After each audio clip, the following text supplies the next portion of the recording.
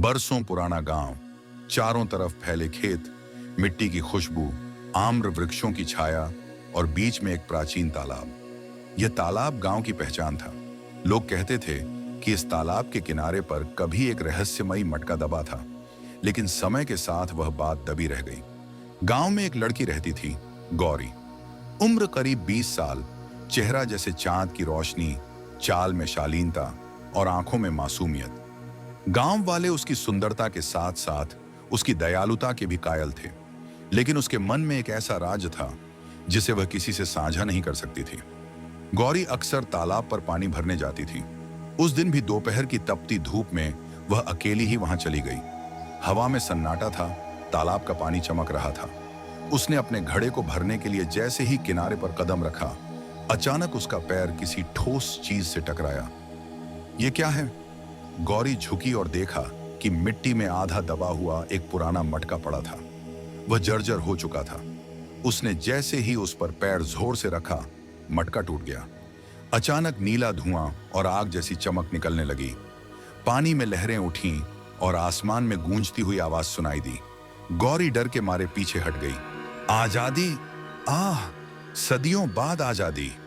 उस धुएं से धीरे धीरे एक विशाल आकृति उभरने लगी।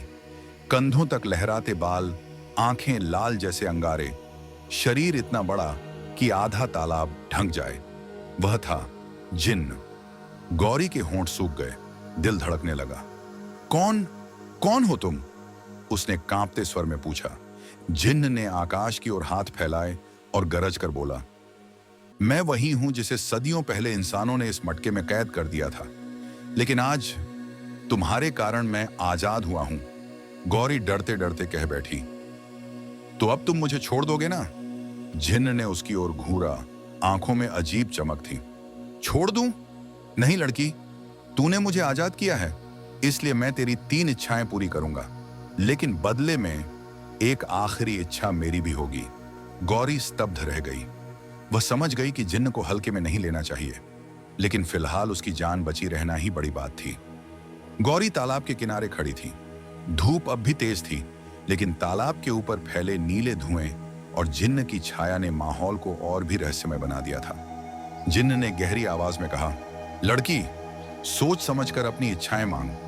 तूने मुझे आजाद किया है, अब मैं तेरी 3 ख्वाहिशें पूरी कर सकता हूं, पर याद रख, आखिरी बार मेरी बारी भी आएगी। गौरी कांपती सांसों के बीच बोली, अगर सच में मेरी इच्छाएं पूरी कर सकते हो तो मेरी पहली मांग यह है कि गांव में बारिश हो जाए। हमारे खेत सूख गए हैं, लोग भूखे मर रहे हैं। जिन्न जोर से हंस पड़ा। हाँ हाँ हाँ, इंसान और उसकी दया। ठीक है, देख, तेरे गांव पर अभी बारिश होगी। उसने दोनों हाथ आकाश की ओर उठाए। अचानक आसमान काला पड़ गया। तेज हवाएं चलने लगीं और देखते ही देखते काले बादल उमड़ आए। बिजली कड़की और फिर मूसलधार बारिश शुरू हो गई। गौरी अवाक खड़ी रह गई। जिस धरती पर महीनों से सूखा पड़ा था, वही खेत अब पानी से भर गए। गांव में खुशी की लहर दौड़ गई। लोग आसमान की ओर हाथ उठाकर भगवान का शुक्रिया अदा करने लगे, लेकिन किसी को पता नहीं था कि असल कारण तालाब में खड़ा वो जिन्न था। गौरी की आंखों में चमक आ गई। धन्यवाद जिन्न, अब मेरी दूसरी इच्छा। जिन्न ने उसकी ओर झुककर कहा, हाँ बोल। गौरी ने गहरी सांस ली।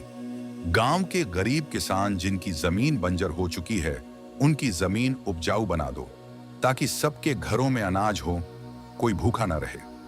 जिन्न ने अपनी आंखें बंद की और जमीन की ओर इशारा किया। अचानक धरती हिलने लगी।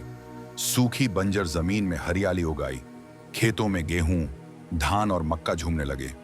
किसान खुशी से नाच उठे। गौरी के होंठों पर संतोष की मुस्कान आ गई। उसने सोचा, कम से कम इन 2 इच्छाओं से गांव की तकदीर बदल जाएगी। लेकिन तभी जिन्न की आवाज गूंजी, लड़की, अब मेरी बारी है। मैंने तेरी 2 इच्छाएं पूरी कर दी, अब मेरी आखिरी इच्छा पूरी करनी होगी। गौरी का दिल धड़क उठा। तुम क्या चाहते हो? जिन्न की आंखें खतरनाक ढंग से चमक उठी। मैं चाहता हूं कि तुझसे संभोग करूं, यही मेरी इच्छा है। गौरी के पैरों तले जमीन खिसक गई। वह कांप उठी, लेकिन जिन्न के चेहरे पर अब कोई मजाक नहीं था। ये उसकी सच्ची मांग थी। तालाब के ऊपर हवा भारी हो चुकी थी। जिन्न की लाल आंखें अंधेरे में और चमकने लगी। वह गरजती आवाज में बोला, लड़की, तूने अपनी 2 इच्छाएं पूरी कर ली। अब मेरी बारी है।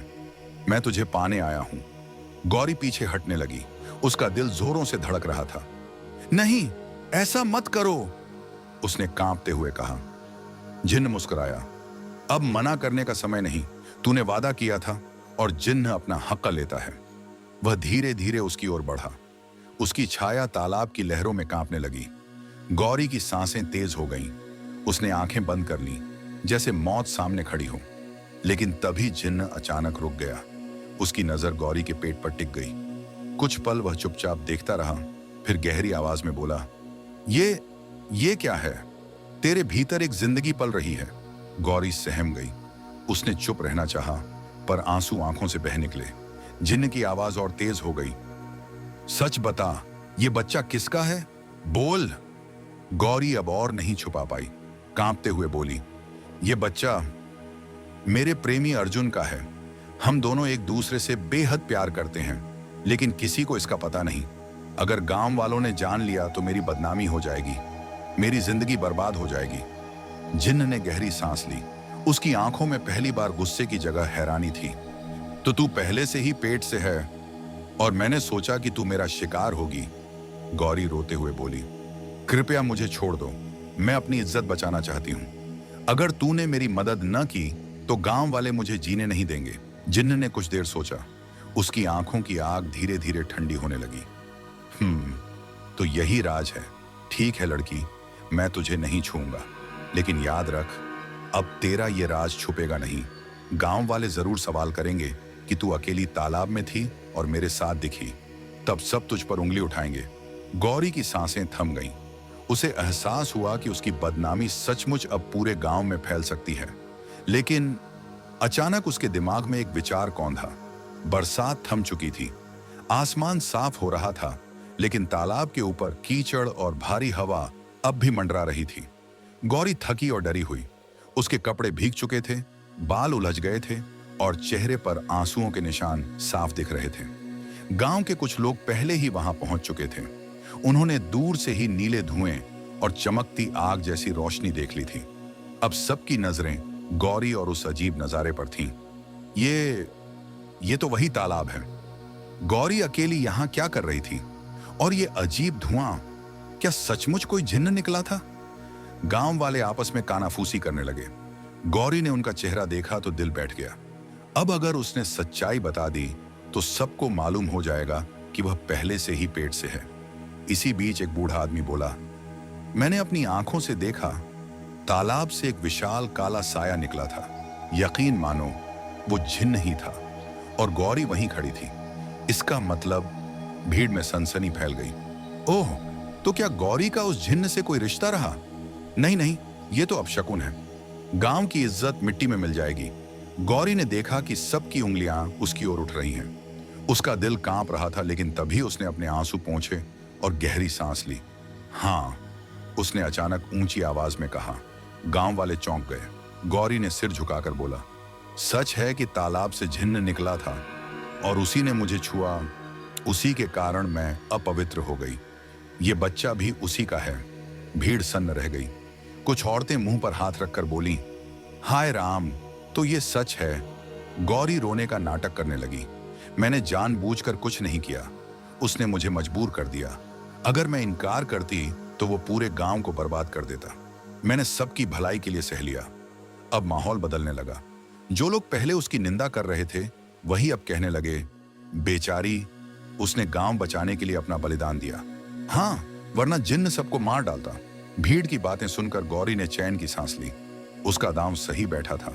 अब उसके गर्भ का बोझ उसके ऊपर इल्जाम की तरह नहीं, बल्कि बलिदान की तरह देखा जा रहा था। लेकिन तभी भीड़ के बीच से एक आवाज गूंजी, अगर ये बच्चा जिन्न का है तो भी मैं गौरी को अकेला नहीं छोड़ूंगा। सबकी नजरें घूमकर उस युवक पर टिक गईं। वह था अर्जुन।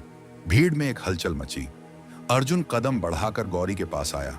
उसकी आंखों में दृढ़ता और दिल में सच्चा प्यार झलक रहा था। सब लोग सुनो, उसने जोर से कहा। गांव वाले उसकी ओर मुड़े। हाँ, मैंने सब कुछ सुना। भले ही ये बच्चा जिन्न का बताया जा रहा है, लेकिन मैं गौरी से विवाह करूंगा। मैं इसे अपनाऊंगा और उसकी इज्जत की रक्षा करूंगा। कोई भी उसकी भलाई और सम्मान में बाधा नहीं डालेगा। भीड़ सन्न रह गई। धीरे धीरे तालियों की गड़गड़ाहट गूंजने लगी। वाह, क्या महान विचार है! सच्चा प्रेम ऐसा ही होता है, कोई डर और शक नहीं। बच्चा जिन्न का हो या ना हो, यह गौरी के लिए सबसे बड़ा साहस है। गौरी ने आंखों में आंसू भरे, लेकिन मुस्कान छुपा नहीं सकी। वह जान गई थी कि उसका राज सुरक्षित है। गांव वाले खुश थे, अर्जुन की महानता की तारीफ कर रहे थे, और कोई यह नहीं जान पाया कि असलियत यह थी कि बच्चा अर्जुन का ही था। जिन्न भी वहीं तालाब के पास खड़ा था। उसने देखा कि गौरी और अर्जुन का प्यार जीत गया है। गौरी ने चालाकी से उसे मटका दिखाकर फिर कैद कर दिया।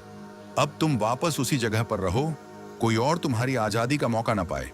जिन्न ने गहरी सांस ली और उसकी आंखों में अब कोई गुस्सा नहीं रहा। वह मटका में समा गया। गौरी और अर्जुन का विवाह गांव के उत्सव के रूप में हुआ। सब लोग खुश थे। गौरी का गर्भ अब उसकी इज्जत और प्रेम की गवाही था, न कि शर्मिंदगी। वे दोनों खुशी खुशी जीवन बिताने लगे।